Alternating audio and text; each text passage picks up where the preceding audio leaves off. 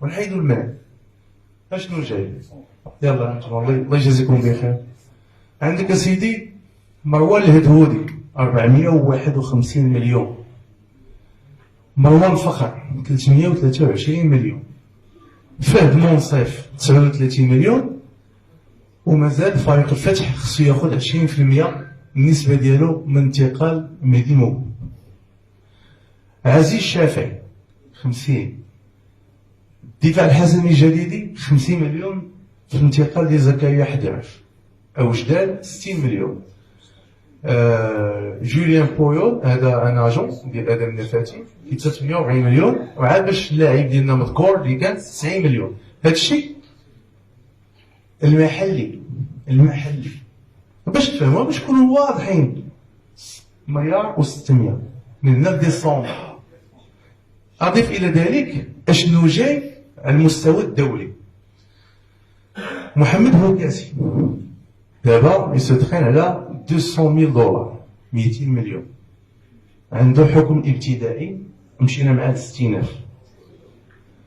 سبورتس باك هذه لاجونس ديال مالونغو، هذه لاجونس اللي كان جاب لينا مالونغو باقا داعيانا على 6 مليون درهم، 600 مليون. من هنا لديسمبر غيكون حكم نهائي. البحنا تي بي شوف سي كريم، سي كريم، سي كريم. شوف واحد الشركه جابت لنا مالونغو في العقد ديالها كتقول الا تباع اللاعب عندي الحق في 20%. حنا بعنا اللاعب ما خلصناش الشركه داعيانا. تي بي مازيمبي اللي بعته ماشي اللي شراته، تي بي مازيمبي